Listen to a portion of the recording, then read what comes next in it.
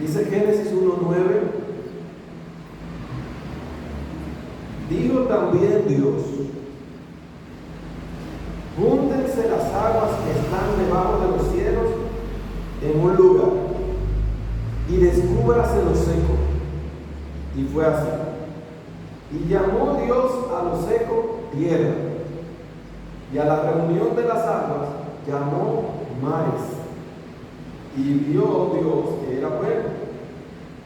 Después dijo Dios: produzca la tierra hierba verde, hierba que dé semilla, árbol de fruto que dé fruto según su género, y que su semilla esté en él, sobre la tierra.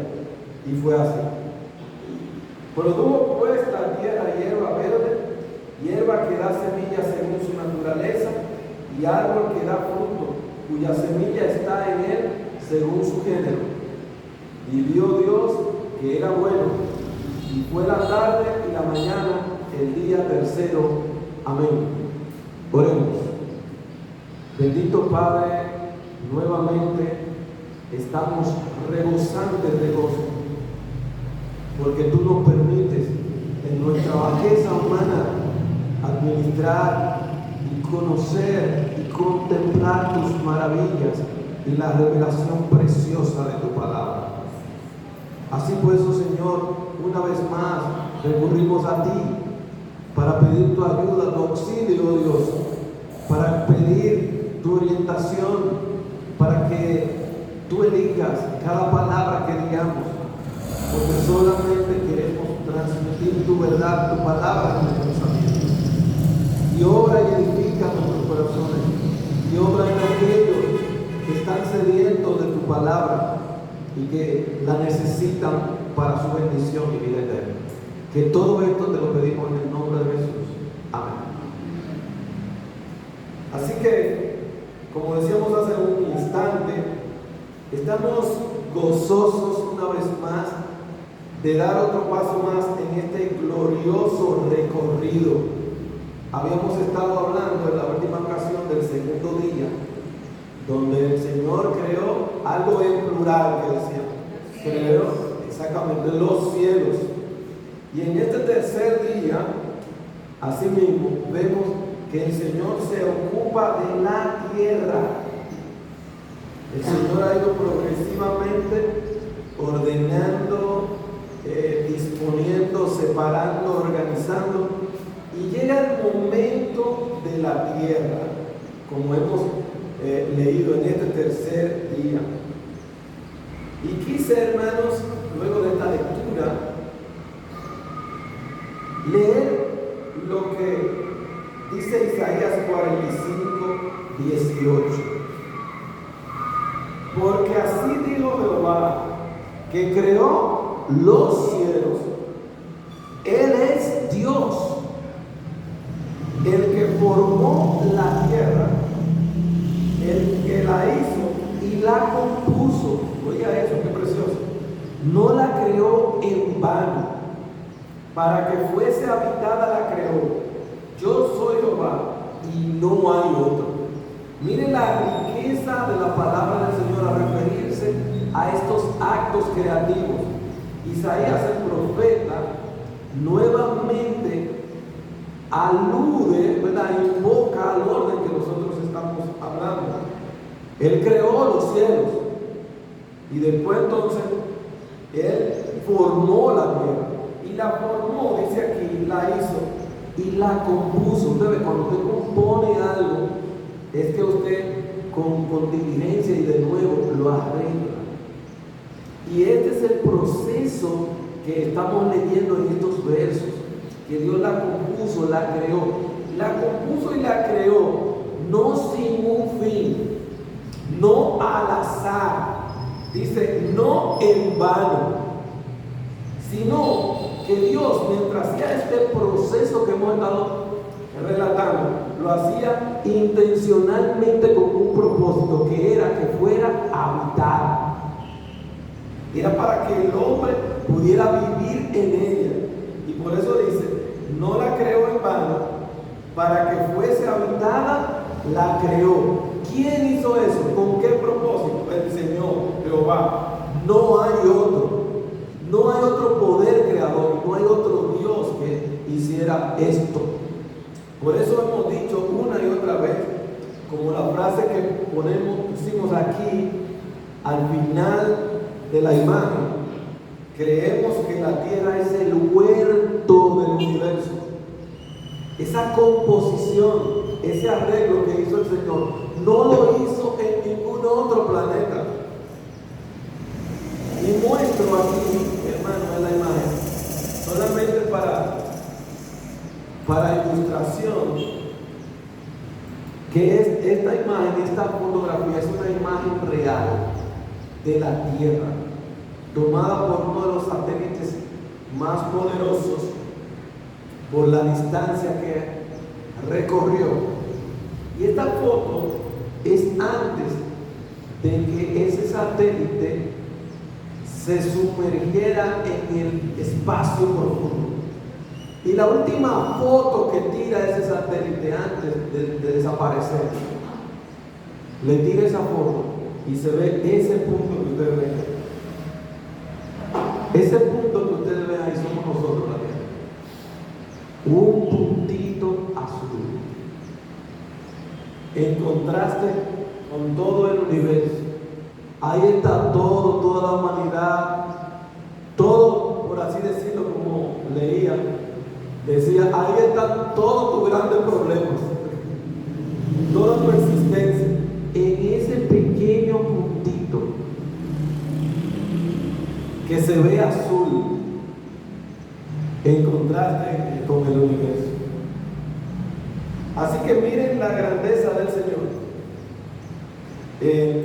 De que crea un universo, que eso somos nosotros. Aquí en la parte de abajo es la misma fotografía que ellos han remasterizado, así se dice, y se ve como la Tierra ahí en un rayito de sol. Eso somos nosotros. Usted ve la grandeza del Señor. ¿Cómo concentrar todo en ese puntito? Y hacer el universo, un universo que usted dirá, bueno, tú hablaste, Daniel, de los cielos y que hay un primer cielo, la atmósfera, que hay este segundo cielo donde están las estrellas y que hay un tercer cielo donde está Dios. Pero sería posible que este universo que Dios creó, el hombre lo recorra y llegue al final y vea, porque después del segundo cielo tiene que estar el tercero. Y yo podría encontrar a ver si es cierto que existe ese tercer cielo donde mora Dios. Podría alguien racional decir. Y entonces mostramos esto solamente para decirte que con la tecnología actual y moderna que tiene el hombre, para llegar a la galaxia más cercana, nos tomaría 2.400 millones de años. Y esa es la cercana. Para que usted tenga una dimensión de nuestro universo. Para que usted tenga una dimensión del creador de nuestro Dios poderoso. No hay otro, dice él. Yo fui que la creé y la formé. Y él se concentra ahora en la tierra, en este tercer día. Así que de estos versos que nosotros hemos leído, vamos a señalar tres pasos. El Señor en estos versos del 9 al 13 que hemos leído, en la tierra ejecuta tres pasos. Primero, en el versículo 9 y 10, nosotros lo hemos dividido así: la tierra preparando el lugar. Lo primero que el Señor hace es preparar la tierra. Él descubre los secos. Los versículos 9 y 10 dice: y dijo también Dios, júntense las aguas que están debajo de los cielos en un lugar. Recuérdense que en la narración él se refería a la atmósfera, que él dejó aguas debajo de la atmósfera. Y ahora dice a esas aguas que quedaron debajo del cielo azul que nosotros vemos, dice: júntense en un lugar y se descubran los secos. Dice: y fue así. Y llamó Dios a los secos, ¿cómo le llamó? Tierra. Y a la reunión de las aguas le llamó mar. y vio Dios que era bueno. Así que Dios está preparando el lugar, porque no se puede en medio del agua crecer la vegetación que nosotros conocemos, ¿verdad que no? Así que predominantemente el agua, ustedes se acuerdan, lo acuoso que estaba predominando en esa porción que Dios había dejado debajo de la atmósfera. Y ahora, eso que quedó debajo es necesario ordenarlo en el sentido de Génesis. Es decir, separar las cosas y reunir otras. Y eso es lo que hace. Él separa las aguas, el elemento líquido, de lo seco y descubre el elemento sólido que es la tierra. Así que él separa, ¿verdad? Porque ese es el proceso creativo que hemos visto a lo largo de toda la narración del Señor: separar, reunir, ordenar. Así que luego de reunir las aguas, él le pone nombre y le llama mares.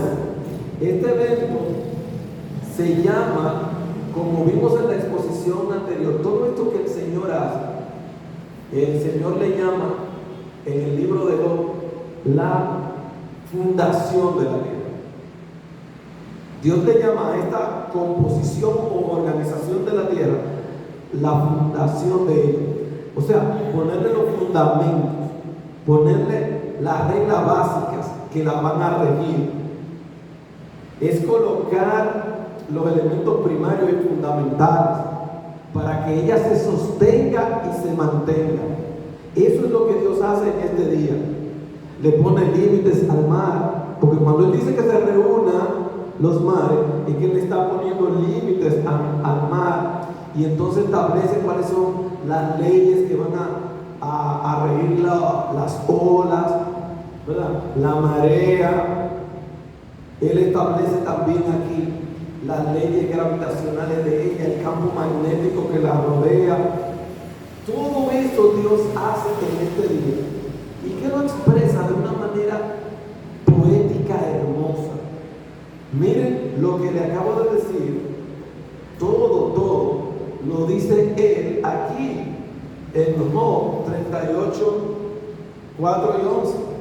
¿Dónde estabas tú cuando yo fundaba la tierra? Házmelo saber si tienes inteligencia.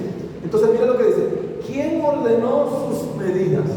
Bueno, Dios está ordenando y poniendo los límites y todo lo que va a regir a esa tierra, sus leyes, sus medidas.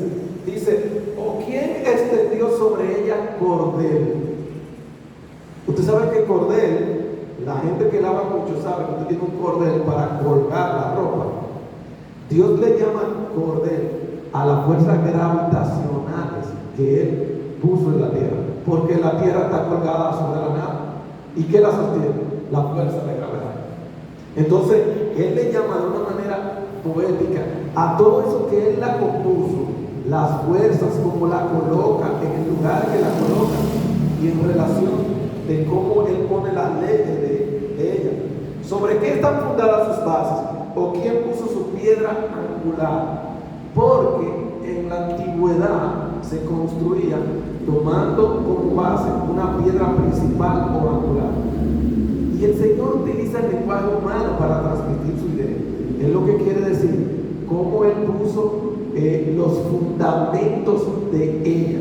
Entonces le dice piedra angular. Bueno, la tierra no es un edificio que tenga una piedra angular en la cual descansa toda la construcción, pero es una forma de Dios expresar que Él está poniendo el fundamento de ella.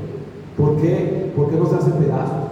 ¿Por qué no se desquebraja? Bueno, porque Dios la fundó y la compuso, y le puso unos fundamentos, y le puso unas fuerzas que la mantengan girando y que la mantengan unida, ¿verdad? Entonces y me adelanto aquí, dice: ¿y quién encerró las puertas del mar? Miren otra vez cómo el Señor utiliza nuestro lenguaje para darnos a entender qué es lo que Él hace. Cuando Él dice que separa aquí las aguas de la tierra o de los secos, Él usa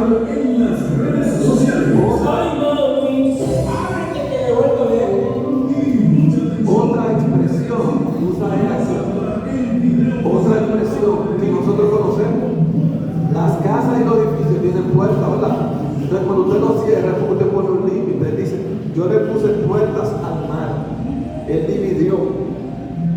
cuando se derramaba saliéndose de su seno.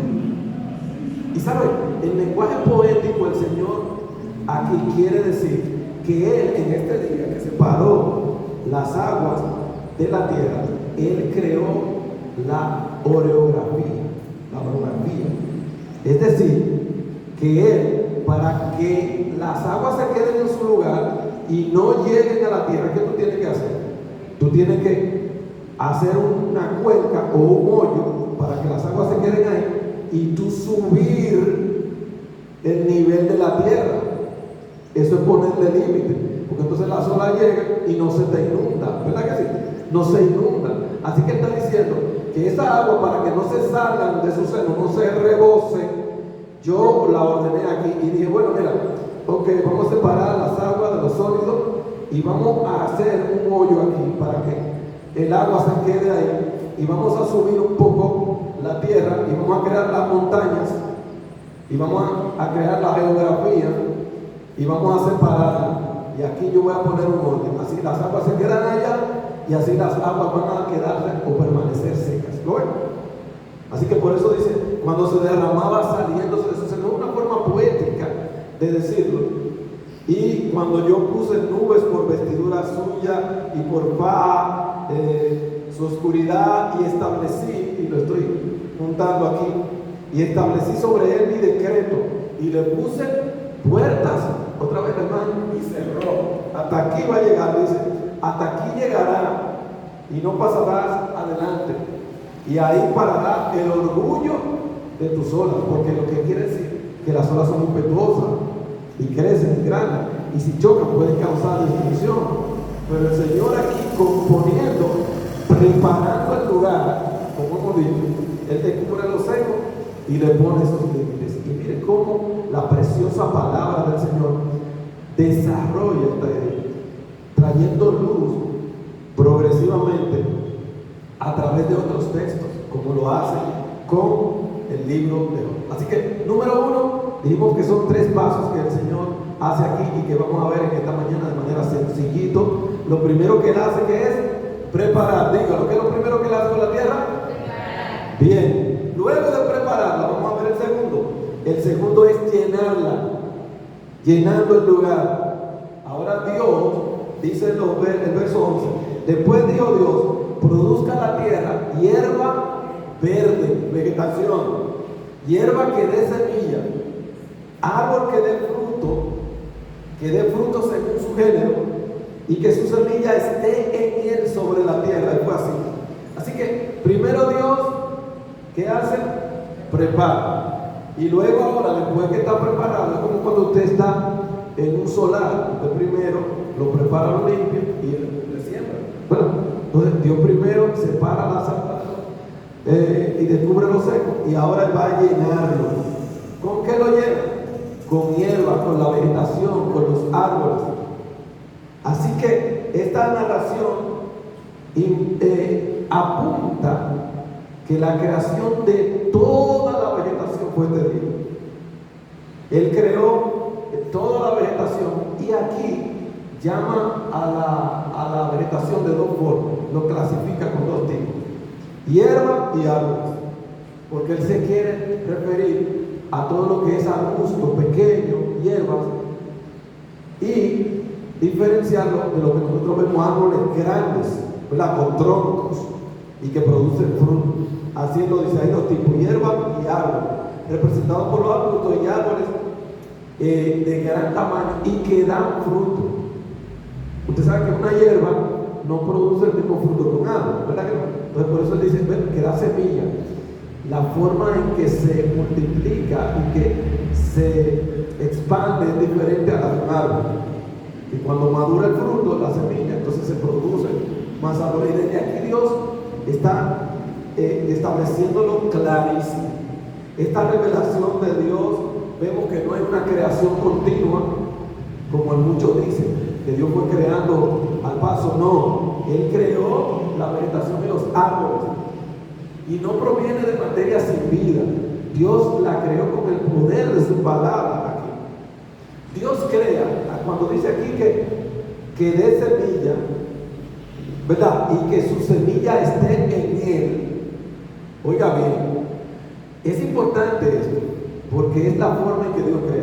Dios no crea, y vamos a tomar un ejemplo, Dios no crea la semilla del mango, y entonces de la semilla cae en la tierra y nace la primera mata de mango. No es así. Aquí dice él que cuando creó los árboles, lo creó en una etapa madura.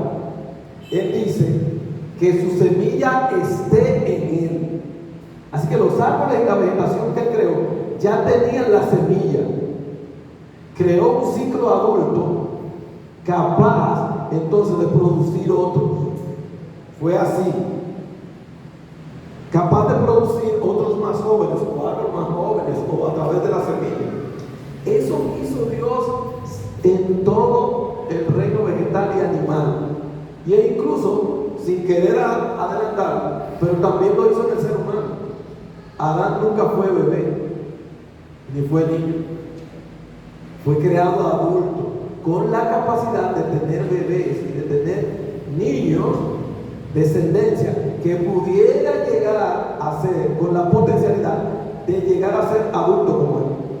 Asimismo, hizo los árboles y la vegetación, lo hizo con su semilla.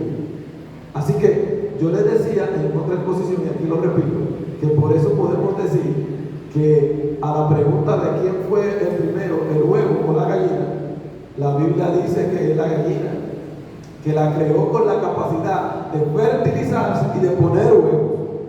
No fue que el huevo fue primero.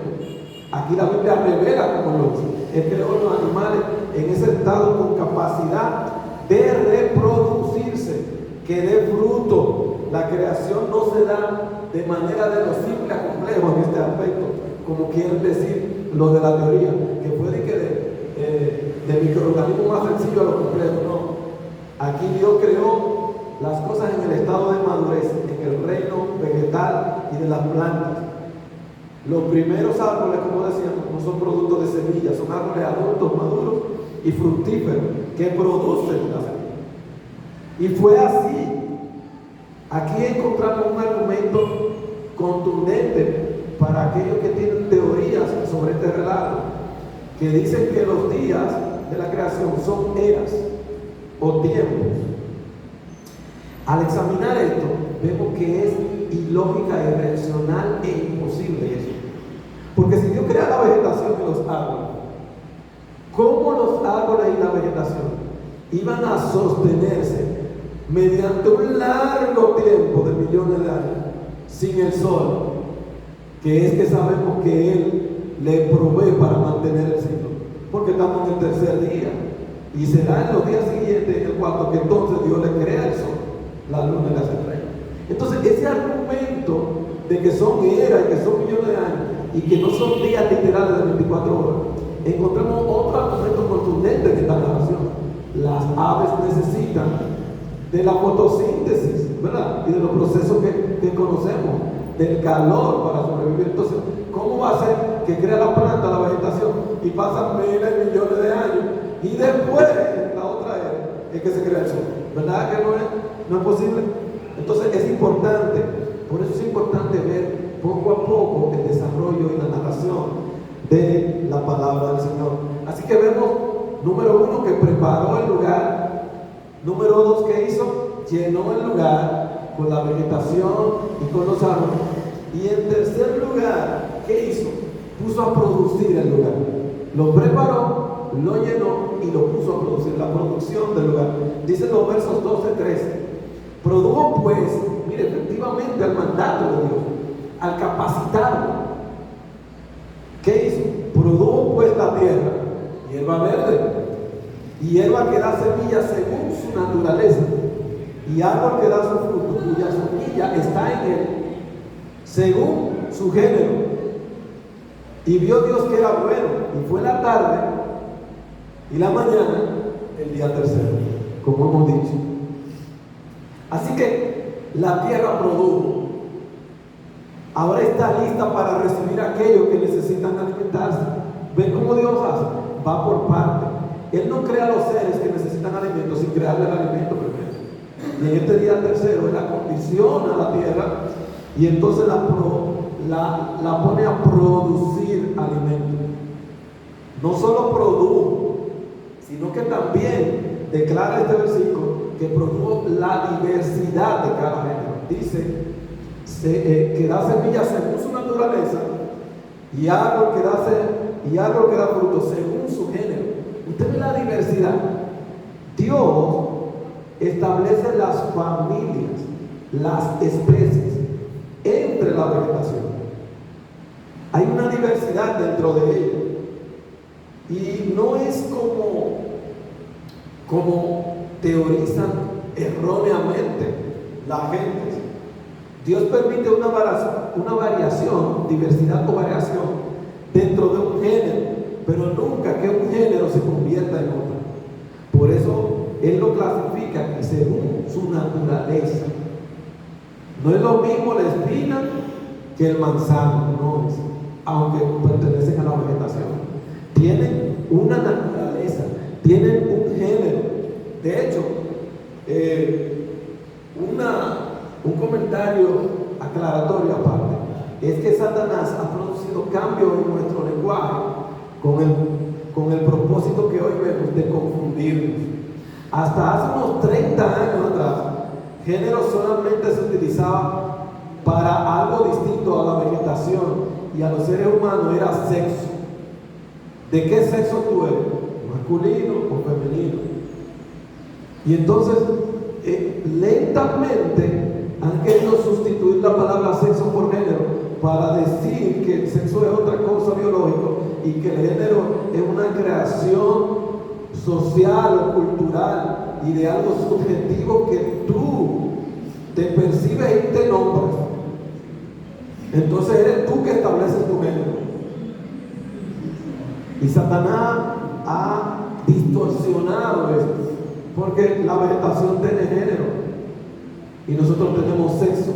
Y si fuera a referirnos a que nosotros a asignarnos la palabra género, nosotros pertenecemos al género humano, simplemente somos seres humanos que tienen dos sexos, varón y hembra, lo creo, ya, más nada. No existe otra tergiversación de 240 y pico de géneros que hoy dicen las teorías confusas de este mundo. Eso es importante. Y no existe, por tanto, ni evolución, sino adaptación según las familias y la diversidad.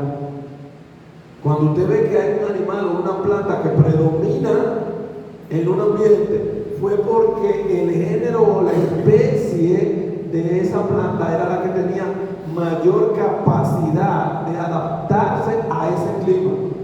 No fue que evolucionó, ¿verdad? Sino que en esa diversidad que creó el Señor, esa es la que tiene la mayor capacidad y entonces esa va a predominar ahí.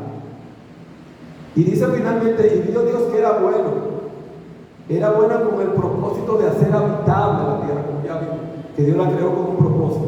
Ahora hay comida, la tierra es el huerto del universo, como hemos dicho. Y cuando decimos que somos el huerto, es porque hemos tomado, y no quiero adelantarme tampoco, el mismo concepto del Señor, que es la tierra cuando la preparó. Él dijo que Él, dentro de la tierra preparada, plantó un huerto. Huerto implica que hay un orden, que hay un acondicionamiento, que hay una intencionalidad. Eso requiere inteligencia. Entonces, así como en la tierra Dios plantó un huerto que se llamó el huerto de Él, ustedes saben, nosotros podemos decir que en el universo Dios plantó el huerto de la tierra en este tercer día y la condicionó y la compuso. No va a encontrar usted otro planeta así, como dice Isaías 45:18. Él la creó con el propósito de ser habitada, le puso esas condiciones para que el hombre la habitara y lo hizo con ese propósito. Así que ya vimos los tres pasos, que es que preparó el lugar. ¿Qué más hizo? Lo llenó y después lo puso a producir. Tres cosas hizo el Señor. Y ahora queremos resumir esto, lo que hemos visto de esta forma. ¿Cómo quedó la tierra en el segundo día? Vimos que había quedado con una especie de agua alrededor, el agua que estaba por arriba de la expansión, y la dejó acuosa, llena de agua. Así se quedó en el segundo día de la creación. Pero ahora, en este tercer día, ¿qué hace Dios? Miren, es diferente. Ahora ya Él aquí ha separado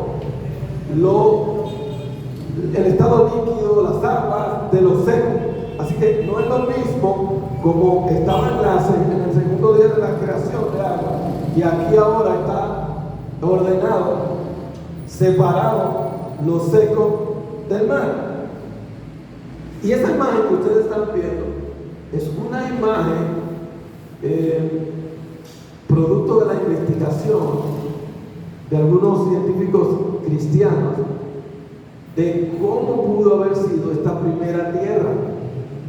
¿Verdad que esa no se parece al mapa mundi que nosotros vemos? No, es diferente. La tierra que Dios creó al principio, toda estaba junta, toda junta. No existían continentes ni países como hoy. Así fue que Dios creó la tierra.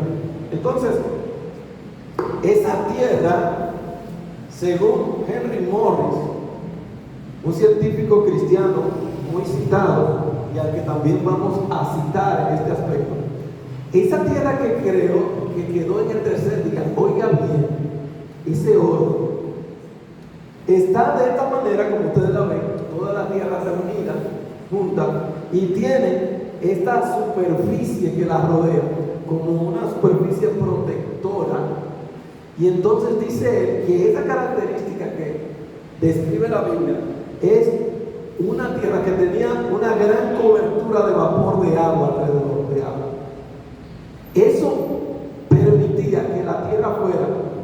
Hay una técnica ahora que desarrollaron los hombres que se llama el invernadero, que ustedes hacen como casitas, lo estoy poniendo en palabras sencillas, perdónenme, como casitas, y que ponen a producir pequeñas porciones de terreno, mucho, y le llaman invernaderos.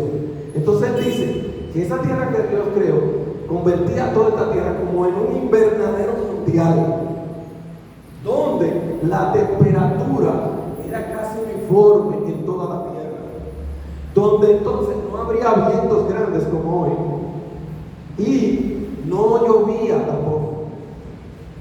Así que eso permitía que toda la tierra fuera con una vegetación exuberante y tropical. Imagínense eso, que la tierra fuera como en el trópico, pero en toda la tierra, porque ahora tenemos desiertos, ¿verdad? Y tenemos selva por un lado, y tenemos zona urbana, no. Pero imagínense una tierra donde la vegetación es abundante, la tierra entera es como un jardín tropical, porque tenía esta protección, esa protección de las aguas que él dejó por encima de la expansión, que era el cielo atmosférico, le servían de protección y filtraban los rayos ultravioleta, los rayos cósmicos y todas esas cosas que no hacen daño a la tierra y a la piel. Esa masa protectora que Dios dejó filtraba todo eso. Y entonces la temperatura que nosotros tenemos ahora no era la que era de esa tierra. Ese ambiente permitía que la gente durara más años de vida. Oiga, qué interesante. Esa cobertura que Dios hizo protegía a la tierra y a los seres humanos, y le permitía un desarrollo diferente al de ahora, porque el nivel de oxígeno que había en esa tierra no era el que tenemos ahora. Y lo más interesante ahora, que también tendría la explicación que veremos más adelante, de dónde salieron todas las aguas que cayeron en el diluvio, es por esa masa de agua que cubría alrededor de la tierra. Así que por eso hoy es diferente. Porque la tierra, hoy esta es la tierra que vemos, por eso es diferente. Ya no está la capa protectora que teníamos, Y ya ahora tenemos incendios, catástrofe, tenemos terremotos. Y aquí vemos que todos los continentes se crearon precisamente de la ruptura de ese cataclismo, que no voy a abundar ahora, porque será objeto, ¿verdad?, cuando nos toque ver ese cataclismo y esa catástrofe que hubo. ¿Y por qué? ¿Por qué? ¿Por qué es diferente hoy la tierra? ¿Por qué es tan diferente? ¿Qué pasó? Esa es la conclusión con que quiero quedarme. Porque hoy el creyente, como dice la palabra del Señor, nosotros esperamos cielo nuevo y tierra nueva mejores que este. Estamos en una tierra ahora llena de contaminación, no la buena que Dios había creado al principio. Y dice la palabra de Dios, pero nosotros esperamos, según sus promesas, cielo nuevo y tierra nueva, en las cuales mora la justicia.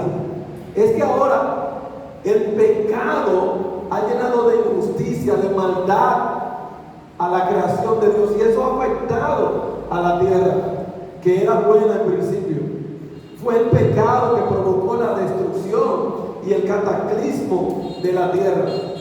Y la gente se burla de la verdad de que nosotros enseñamos en la palabra. Y son burladores. Y dice, segunda de Pedro 3, que estos burladores dicen, ¿dónde está la promesa de su advenimiento? Y tú no dices que Cristo viene. Porque desde el día en que los padres durmieron, todas las cosas permanecen así, desde el principio de la creación. Pero yo veo el sol, el mar igual, y nada cambia. Ustedes dicen que Cristo viene. Entonces, miren lo interesante de la palabra de Dios. Estos ignoran voluntariamente. ¿Qué ignoran? ¿Qué ignoran voluntariamente? Lo que nos hemos tomado tiempo en este día para hablar y explicar. Que en el tiempo antiguo fueron hechos por la palabra de Dios, ¿el qué? Los cielos. Y también la tierra. Eso es lo que hemos estado explicando, ¿sí o no? Y Pedro dice, la gente que no cree que Cristo viene, la gente que no se arrepiente voluntariamente, quiere hacerse el desentendido, ignorar voluntariamente, pero tú sabes que Dios creó los cielos y la tierra. Y hemos dedicado este espacio, una hora, para explicar este precioso proceso del Señor. Y que proviene del agua. ¿Ven? De eso estamos hablando, del agua. Y que por el agua subsiste, por el cual el mundo de entonces, ¿qué fue lo que pasó? Pereció negado el agua. Dios castigó el pecado. Por el pecado, por eso la tierra hoy es diferente, por el pecado. Por lo que provocó el pecado y la destrucción del mundo antiguo. Pero no solamente estamos hablando del pasado. Mire lo que dice el texto. Pero los cielos y la tierra que existen, o sea, como quedaron ahora, están reservados por la misma poderosa palabra de Dios, guardados para el fuego en el día del juicio y de la perdición de los hombres impíos. Amigo que nos escucha, trata de no seguir siendo impío, porque para los impíos está reservado el día del juicio y la perdición. Y esa palabra que cambió la tierra, como tú la ves hoy, esa poderosa palabra de Dios es la que ha establecido el fuego para el día del juicio y la perdición. Así que la palabra de Dios dice, no te hagas desentendido, no ignores voluntariamente esto. Porque la tierra es diferente. El pecado corrompió toda la tierra. Dice Romanos 8, 21 y 22, porque también la creación misma será libertada de la esclavitud de corrupción a la libertad gloriosa de los hijos de Dios.